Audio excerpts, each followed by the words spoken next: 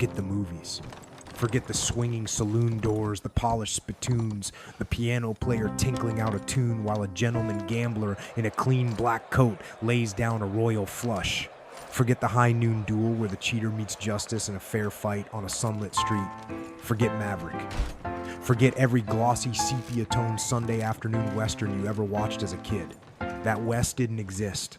The real saloon of 1876 was a low-ceilinged box of warped pine and tar paper lit by 3 coal oil lamps coughing black smoke into your lungs the second you walked through the door. The floor was sawdust, but that sawdust hadn't been changed in a week, maybe 2, and it was the color of dried liver. It had soaked up everything. Tobacco juice, vomit, beer foam, the piss of men too drunk to find the alley, and the blood of last night's stabbing victim that nobody bothered to scrub. In summer it baked. In winter it stuck to your boots like glue. The smell hit you before your eyes adjusted. Stale beer, fermenting into the cracked pine boards. The sweet rot of unwashed bodies, men who'd been on the trail for weeks, who slept in the same wool shirt they fought in, who hadn't seen soap since the spring thaw. The acrid burn of cheap whiskey, rot gut, tanglefoot, tarantula juice, distilled with kerosene, flavored with chewing tobacco, sometimes spiked with strychnine to give it that famous kick. The greasy tang of buffalo tallow lamps. The copper sting of fresh blood on a poker table that nobody had bothered to wipe. And the heat. God, the heat. 100 sweating men packed into a room built for 30, the air so thick with smoke and breath you could chew it, coats steaming, hat bands soaked through, a thermometer on the wall reading 98 degrees in the shade, and the faro dealer in his black vest doesn't break a sweat. Not one drop, because he already knows how this ends. Sit down at his table. Push your week's wages, your month's wages into the middle of that stained green felt. You will not win. Not because the dealer is luckier than you. Not because the cards fell wrong. You will not win because beneath that table, threaded through that man's sleeves, hidden behind that polished mahogany dealing box, is the most sophisticated cheating technology that has ever existed on the planet up to this point in human history. This is the truth they buried under 100 years of John Wayne. The American West was not won by gunfighters. It was won by engineers. By a national supply chain of San Francisco machinists, Kansas City catalog houses, and Chicago chemists who manufactured at industrial scale the brass holdouts, the gaffed faro boxes, the mercury-loaded dice, the chemically treated cards, and the mirror-rigged smoking pipes that drained every cowboy, miner, and railroad worker of every honest dollar he ever earned. The cowboys built nothing. The cattle barons built ranches. But the men who built the mansions on Nob Hill, who funded the railroads, who dressed their daughters in Parisian silk, those men built their fortunes on one simple, brutal premise. The sucker doesn't have a chance. Over the next 40 minutes, I'm going to show you the actual machines. The brass and cord contraptions strapped to a man's chest beneath his Sunday coat. The faro boxes that couldn't lose. The tinted spectacles that read invisible ink. I'm going to name the men who got rich using them. The men who died bleeding out in alleys when they got caught. And the corporations, yes, corporations that sold these devices through the United States mail to anyone with a postage stamp and $30 in greenbacks. This is the West they didn't teach you in school. And I promise you by the end of this video, you will never look at a cowboy hat, a saloon scene, or a pair of aces the same way again. So hit that subscribe button. Lean in close. Because at Westside Pub, we don't tell you the legend. We dig up the body.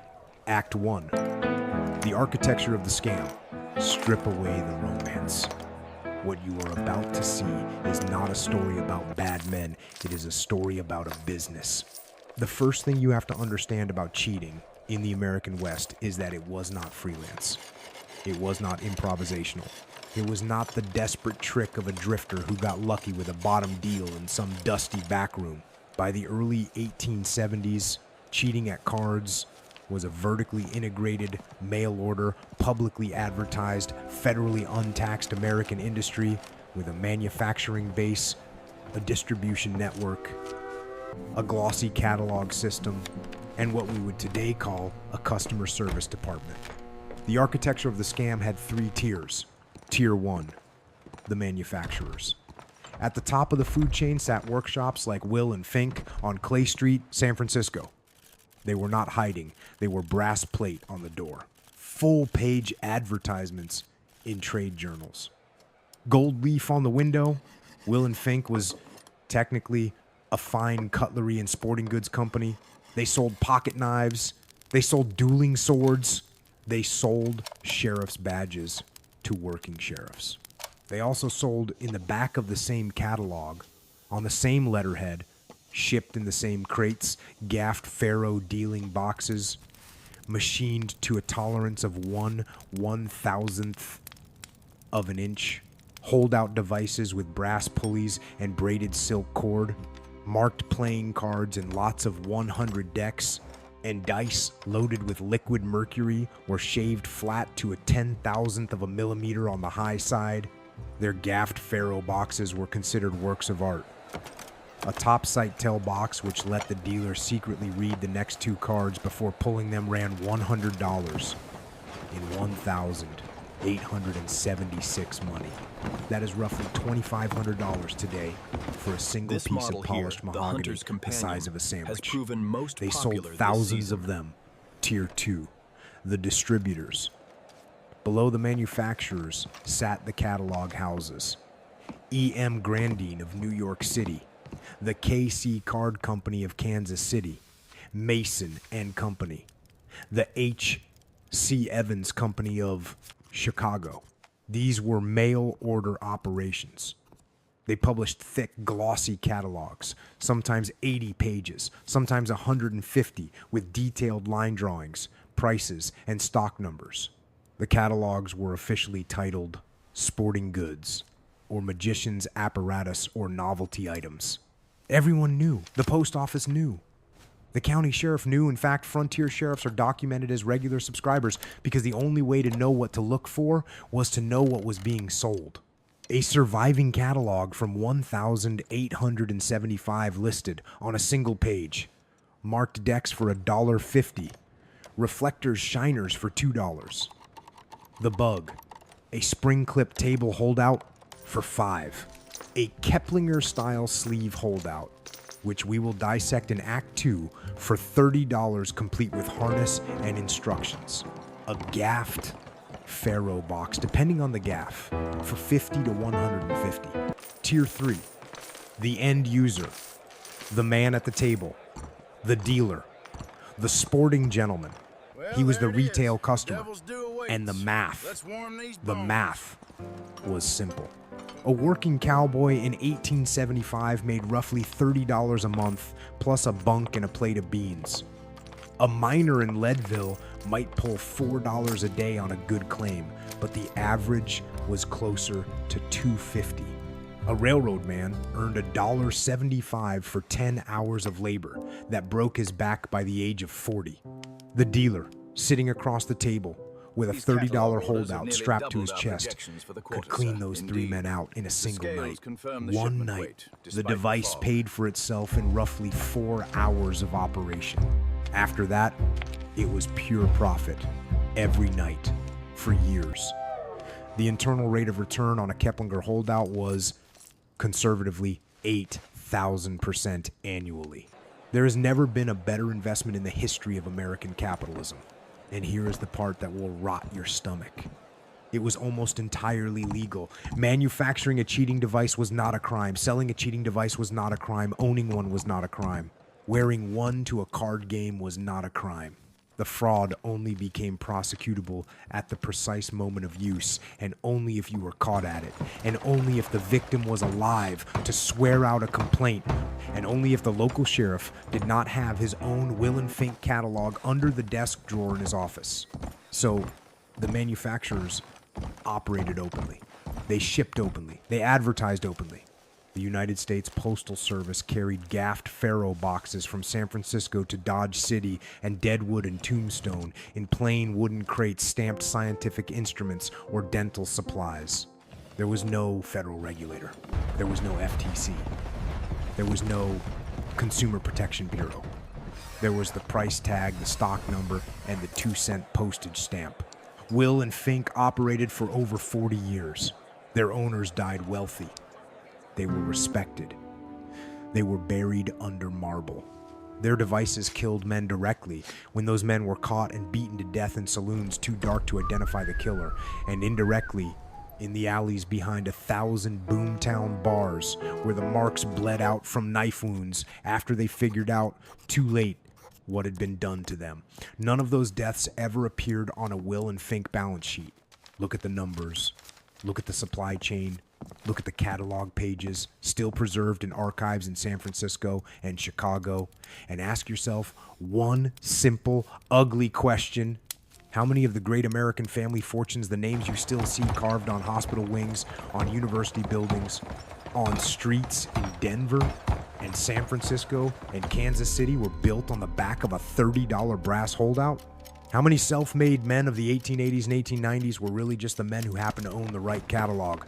Drop your best guess in the comments. Tell me which respectable American name you think was dirty. And while you're down there, hit that like button, hit subscribe, feed the algorithm with real history. The kind they don't put on the History Channel anymore. Because the deeper we go in this video, the worse it gets. In Act 2, we open the brass. Act 2, the bodies under the sawdust, the Jacob's ladder. That was what they called it. It appears a leather structurally harness sound. strapped tight Right. against the We shall chest list it on beneath a page man's 42. vest and shirt. 2 strips of stiff cloth running down the inside of each sleeve. Inside each strip, a thin steel rod hinged at 3 joints. At the end of each rod, a small brass clip, just big enough to grip a single playing card. Attached to the rod, a length of black braided silk cord running through brass eyelets down the inside of the shirt, through a slit cut in the trouser pocket, and ending in a loop tied to the inside of the right knee. Sit down at a poker table. Spread the knees a 1/4 inch, the steel rod retracts up the sleeve, the brass clip snaps closed on whatever card the cheater has stripped from the deck. Bring the knees back together, the rod extends, the clip opens, the card drops into the palm. The whole motion takes 1.5 seconds. The cheater never glances at his sleeve. He never looks down. He looks across the table at the mark, and he smiles. The Jacob's ladder predated the more famous Keplinger holdout by more than a decade. Grandine's catalog out of New York sold them openly through the early 1870s for around $25. Thousands of working professionals wore one every night in every gambling town, from Street Louis to Cheyenne. Now let me show you what happened when one came out of a sleeve. Abilene, Kansas. The 5th of October, 1871. Phil Coe was a gambler, co-owner of the Bull's Head Saloon. A big man over 6 feet, heavy through the shoulders, partial to red silk vests. He was running a faro game in the Alamo Saloon on the night of October 5th, when he and the town marshal, a long-haired drunk named James Butler Hickok, the man you know as Wild Bill, fell into an argument out in the street. Whose argument and what about? The historical record blurs. Some accounts say Coe was about to expose Hickok, who was a working gambler himself, for his own table tricks. Some say Coe had a holdout in his sleeve and someone had spotted the cord through the cuff. Coe pulled a pistol, or claimed he was firing at a stray dog, and Hickok turned in the lamplight and put 2 bullets into Coe's belly at point-blank range. It took Phil Coe 3 days to die. 3 days of bowel infection in a back room above the saloon, slowly bleeding out internally, conscious for most of it, screaming for water. The doctor charged the family for opium that did not work. In that same exchange, Hickok firing in the half-dark shot and killed his own deputy Mike Williams, who was running toward the gunfire to help. Williams was 26 years old. He took the bullet in the head. Hickok was reportedly so distraught he carried the body into the saloon and laid it on a billiard table and sat there drinking until dawn. That was a card game dispute in 1871. 2 men dead, no clean draw at high noon, no 10 paces. A half-blind drunk lawman firing in the dark and missing once. This is what the brass clip in the sleeve actually produced bodies. Always bodies. Usually badly. Fort Griffin, Texas. 1,877. A consumptive dentist named John Henry Holliday, 26 years old, weighing 130 pounds, coughing blood into a handkerchief between every hand, was dealing faro in John Shancy's saloon. Holliday's dealing box, by every honest reading of his career, was gaffed. Faro dealers in his class rarely worked an honest box. The box itself was a thing of mahogany and brass, the size of a cigar box, with a slotted lid from which the dealer pulled cards, one at a time. The topside tail gaff was a tiny mirrored prism set into the angle of the lid. It let the dealer secretly read the next two cards before drawing them. The needle squeeze gaff used a hidden needle inside the box wall to pre-feel each card by touch. The sandtail gaff used lightly sandpapered card backs so that pairs stuck imperceptibly together. Holliday's box was probably one of these. Probably all three. A Buffalo soldier named Ed Bailey, half drunk, losing badly, kept reaching across the layout to flip the discarded cards face up. The discards in faro are called the deadwood. Looking at the deadwood is cheating. It was against the rules. Holliday warned him. Once, twice, a third time. Bailey reached again, this time for the pistol on his hip, and Holliday came across the table with a folding knife and opened his belly. Sternum to navel. Bailey's intestines ended up in his lap. He died on the saloon floor in a smell of bowel and cheap whiskey, while the faro box sat untouched on the table, still rigged. This is what we mean when we say the West. A consumptive dentist, 130 pounds of meat and tuberculosis, gutting a soldier with a folding knife over a faro box that was crooked from the moment Will and Fink shipped it out of San Francisco. Holliday was arrested. His mistress, Mary Catherine Haroni Big Nose Kate, set a hotel on fire as a distraction, broke him out at gunpoint, and he rode off into the legend that Hollywood eventually cleaned up, polished, and sold back to us in 1993 as a movie called Tombstone. The actual man weighed less than your dog and stabbed people in the gut over a rigged box of cards. Now the gadget that made men disappear quietly. The shiner. A shiner was any reflective surface used to secretly read cards as they were dealt. The simplest was a polished silver dollar laid casually on the table, slightly tilted, catching the upward face of every dealt card and bouncing it to the cheater's eye. More sophisticated shiners were built into a smoking pipe, the inside of the bowl polished to a mirror, held in the left hand with the bowl angled across the table. Or a finger ring, the stone replaced with a tiny convex mirror, worn on the dealer's hand, so that every card he laid down showed itself first to him. Or to glossy ace, a single playing card, lacquered to a high mirror polish on its face, held at the bottom of the cheater's hand. Every card dealt over it printed itself in the reflection. The shiner produced no fight. That was its genius. The mark never knew. A man cheated by a shiner walked out of the saloon, convinced he had simply had a bad night. He came back the next week, and the week after, and the week after that, until his savings were gone, and his claim was gone, and his ranch was gone, and his wife had taken the children and left for a railroad clerk in Topeka. The shiner did not produce bodies in saloons. It produced bodies in cabins. 6 months later, whiskey bottles on the floor, self-inflicted, because the men did not know they had been robbed. They thought they had simply been stupid. That, more than the holdout, more than the knife, is the real ledger of this era. Deadwood, Dakota territory.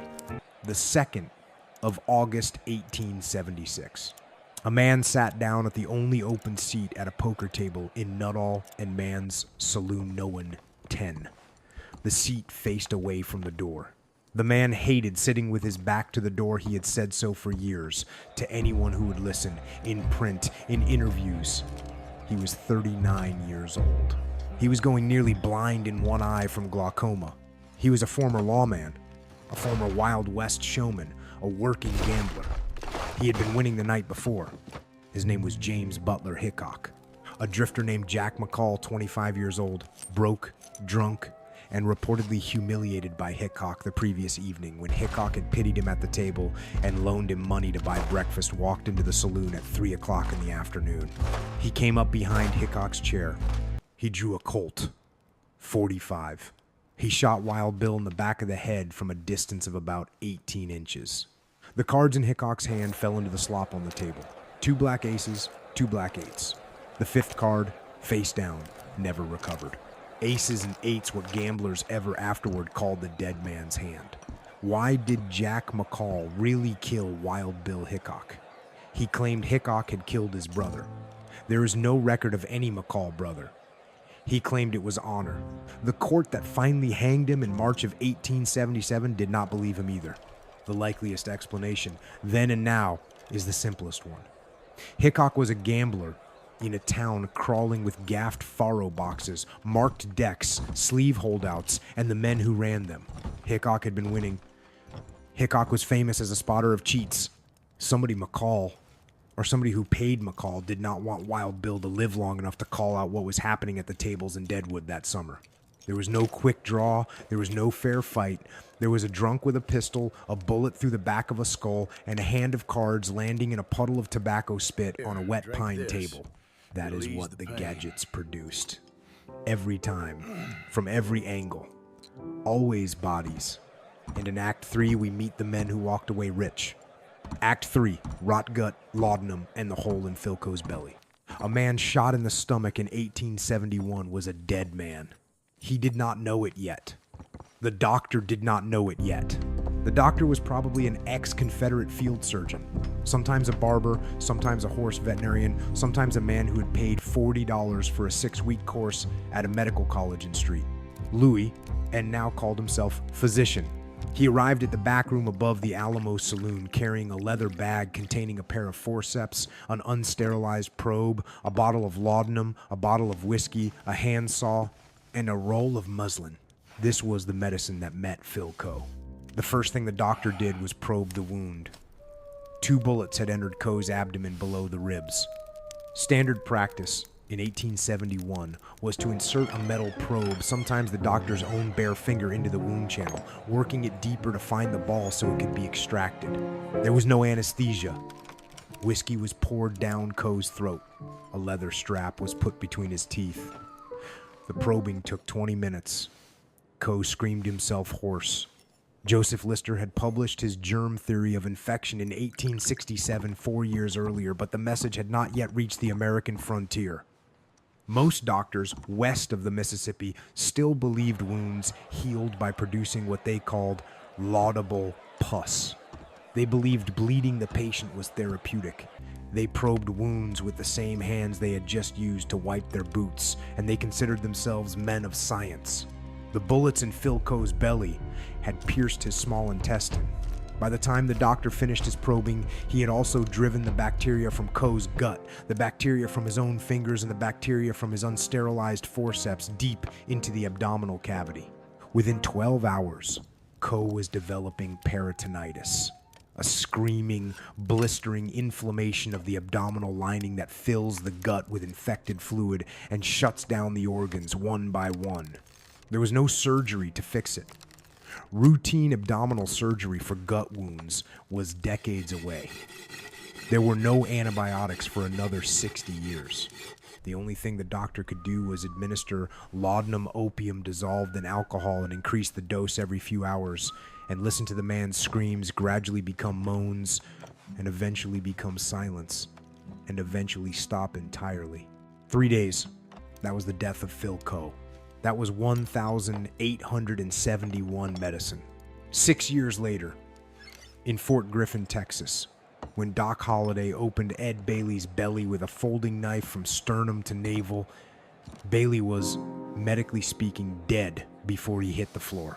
There was no doctor in Fort Griffin who could have saved him. There was no doctor in San Antonio. There was no doctor in New York City in 1877 who could have saved him. A laceration of that depth severed intestine, omentum, and likely the mesenteric artery. The shock alone would drop blood pressure to lethal levels in 90 seconds. Dealer looks flushed Even if the tonight. bleeding had been Keep stopped, an eye on his sleeve. which it could not have been, the spilled bowel contents would produce peritonitis within hours. The dentist who killed him knew this. John Henry Holliday held a degree from the Pennsylvania College of Dental Surgery. He had read Gray's Anatomy.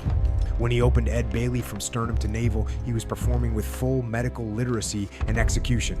For the wounds that did not kill outright, the medicine was almost worse than the wound. A bullet to the arm or leg meant amputation. There was no way to clean a deep gunshot wound. The soft lead bullets of the era deformed and shattered on impact, driving cloth and skin bacteria deep into the muscle. Within 48 hours, the limb swelled. Within 96, it was black. The doctor arrived with a handsaw and a flask of whiskey. The patient was strapped to a kitchen table, and the limb came off above the infection line. The mortality rate from frontier amputation hovered between 40 and 60%. The men who survived spent the rest of their lives addicted to the morphine the doctor had injected to keep them quiet during the cutting. Morphine had been isolated as a pure compound in 1804. By the 1870s, it was sold over the counter in any general store. Eye drops contained cocaine. Cough syrup contained opium. Teething powders for infants contained mercury. The dominant pain treatments for serious injury were Hostetter's stomach bitters, 47% alcohol, and Mrs. Winslow's soothing syrup, which was straight morphine. Children died of overdoses regularly. Doctors recommended both. Wild Bill Hickok's failing eyes were treated with silver nitrate compounds we now know accelerate the very damage they were meant to slow. Hickok was probably going blind faster because of his medicine. He sat down at that table in Deadwood with his back to the door on the 2nd of August 1876 because he could no longer see the door clearly. That is what 1870s medicine was. It made the dying faster and the survivors hollower. Now consider what this did to the minds in that room. Every gambler in every saloon in the West knew that the man across the table was probably cheating. Knew that the dealer's box was probably gaffed. Knew that the cards were probably marked. Knew that the smoke from the pipe in his neighbor's hand might be reflecting his own cards back to its owner. Knew that under the table, threaded through the trousers of the man laughing at his joke, there might be a brass holdout waiting to spring. This produced a paranoia that has no modern equivalent. Men carried 2 pistols, not because they expected a duel, but because they expected to be cheated and to need to enforce. Men sat with their backs to the wall, pistols under the table, knives in their boots, second knives in their belts, third knives strapped to the inside of their forearms. Men drank themselves into stupors, not from joy, but from the impossibility of remaining alert for 12 consecutive hours of card play. Men developed nervous tics, the constant glance over the shoulder, the hand never far from the holster, the tooth clenching that wore enamel down to the nerve by the age of 30. The cheaters themselves were no better off. A working faro dealer in a boom town in 1875 had a life expectancy in the profession of perhaps 4 years. After that, he was either rich enough to retire, dead in an alley, crippled into a wheelchair, or most commonly, an addict. Big Nose, Kate Horney, Doc Holliday's mistress, was a working laudanum user by her mid-20s. Holliday himself drank between 1 and 2 quarts of whiskey a day, beginning at breakfast to suppress the cough that was killing him with tuberculosis. He was, in clinical terms, a high-functioning, end-stage alcoholic with terminal lung disease running gaffed faro boxes for a living. He died on the 8th of November, 1887, at the age of 36, weighing 87 pounds in a sanatorium in Glenwood Springs, Colorado. His last recorded words were, "This is funny." He was looking at his bare feet, a gunfighter dying in bed without his boots on. That was the psychological toll on the men who got rich doing this. For the marks, the toll was simpler. They killed themselves. The suicide rate in 1870s mining boomtowns is hard to reconstruct because most of the deaths were never recorded. Men who walked into the woods or into a back room with a pistol were quietly buried by the local undertaker for $10, with no autopsy and no inquest. But the journals of Methodist circuit riding preachers in Colorado, Nevada, and the Black Hills are full of references to self-murder, to men found in their cabins, in their tents, in the hills above town. The pattern was always the same. They had hit a streak. They had lost it. They had gone back to win it back. They had lost again. They had sent a wife and children home to street, Louis or Cincinnati, on the promise of riches that were never going to come, because the riches had been engineered from a workshop on Clay Street to flow in the opposite direction. A circuit preacher in Leadville in 1879 recorded in his journal that he had, in a single month, conducted 17 funerals, and that 13 of them were suicides. 13 out of 17. One town, 1 month. That is the body count Will and Fink never put on a balance sheet. When the Marks did not kill themselves, the towns sometimes killed the cheaters. The frontier mining camp had a vigilance protocol that bypassed the law entirely. A cheater caught in the act in Bodie, California, a town with a homicide rate so high that the local newspaper ran another man for breakfast as a recurring headline through the late 1870s could expect the following sequence. He was beaten in the saloon with chair legs, bottle butts, and bare fists until he stopped moving. He was dragged into the street and stripped naked. He was tarred with heated pine pitch from the local livery. He was feathered with chicken feathers from the local butcher. He was tied to a horse, faced backward, and ridden out of town to the city limits, where he was left in the sagebrush with his wrists bound and his cheating gear pinned to his bare chest with a Bowie knife. Some men survived. Most did not. Tarring at scalding temperature produces full-thickness burns over 50% of the body. The frontier mortality rate from a single tarring was, conservatively, 80%. The Vigilance Committee in Helena, Montana hanged at least 17 men between 1,864 and 1,870 for crimes ranging from horse theft to card cheating. The bodies were left hanging from the cottonwoods for 3 days as a warning, with placards pinned to their chests bearing the numbers. The 7th of March, 2077, a folk-coded grave measurement, 3 feet wide, 7 feet long, 77 inches deep. That was justice. That was the alternative to the gaffed faro box and the holdout in the sleeve. Public, slow, agonizing, and unappealable. If you're still watching, hit that like button right now. 10 seconds. That's all I'm asking. Because we are about to enter the darkest part of the story. So, how does this disappear? How does an industry, a verifiable, catalog printing, tax-paying American industry that ran for decades, killed thousands, and helped fund some of the largest fortunes on the West Coast get scrubbed out of the national memory until the only survivors of the story are a man with a tin star and a clean white hat? The erasure was deliberate. It began the moment the boomtowns died. It started with Buffalo Bill Cody, whose Wild West show toured America and Europe from 1883 onward, with a cast of broke faro dealers paid $50 a week to ride in circles around a sawdust arena and pretend to shoot Indians. Then came Owen Wister's The Virginian.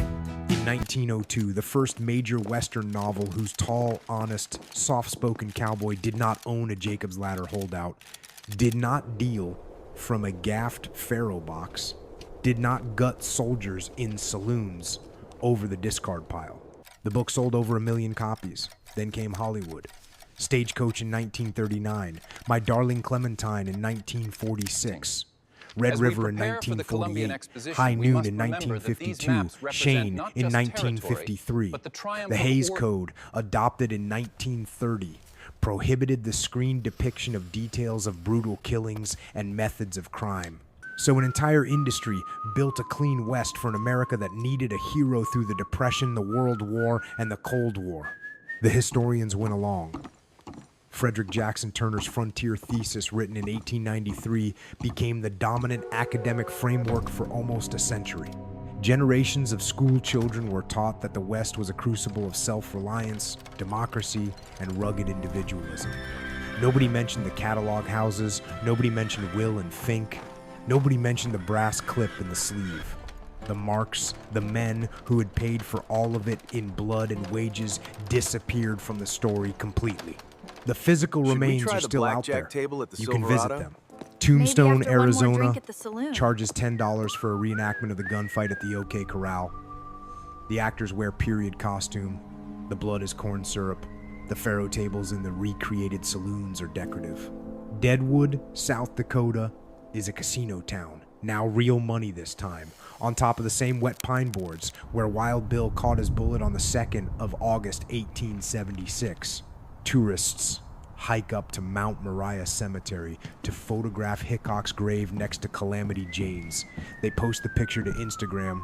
They do not visit the unmarked graves on the back slope, the burials too poor for a headstone, the suicides the church wouldn't put in consecrated ground, the men whose families never came to claim the body. There are hundreds of those. Nobody has ever counted. Bodie, California, is a preserved state park. The signs explain the peak population. They do not explain the suicide rate.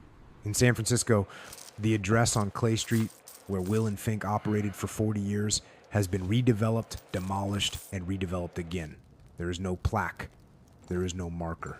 There is nothing to tell the people walking past on their lunch break that the workshop on this site manufactured the machines that drained the wages of a generation of American working men. Polished mahogany for the cheaters, unmarked dirt for the marks. Here is the haunting thought I want you to carry out of this video. The cost of the American West was not the gunfighters. The gunfighters got their statues. The cost was not the outlaws. The outlaws got their movies. The cost was not even the lawmen. The lawmen got their badges in glass cases in the Smithsonian. The cost was the men whose names you will never learn. The Polish miner in Leadville who wired 3 years of wages home to his wife in Chicago and then sat down at a gaffed faro table and lost the rest in 11 minutes. The Texas cowboy who rode 2,000 miles up the Chisholm Trail and lost his entire trail end pay in a single night to a stranger wearing a Jacob's ladder under a Sunday coat. The Cornish hard rock man in Bodie who walked into the sagebrush with his pistol at 4 o'clock in the morning because he could not bear to write the letter home. Those men built the railroads. Those men dug the silver. Those men herded the cattle that fed Chicago. Those men were America in the 1870s.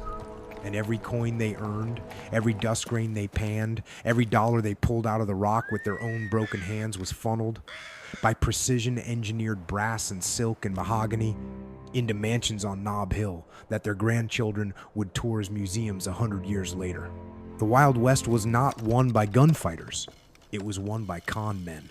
And the bodies the con men left behind are still out there in unmarked dirt on the back slope of every cemetery in every dead boomtown from Texas to California. You will not find their names on any monument. The Catalog House won. If you made it to the end of this video, if you sat through the brass and the blood and the laudanum and the tar and the bowel infections and the suicide ledger of a Methodist preacher in Leadville in 1879, I want you to do one thing for me. Comment the word survived below. Just that. One word. Let me know who got through it. Then hit subscribe.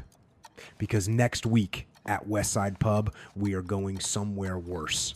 We are opening up the hanging judges, the men in black robes who killed more human beings than any outlaw on the frontier ever did, and the court records they tried to burn before the journalists could find them. The legend lied to you. We dig up the body.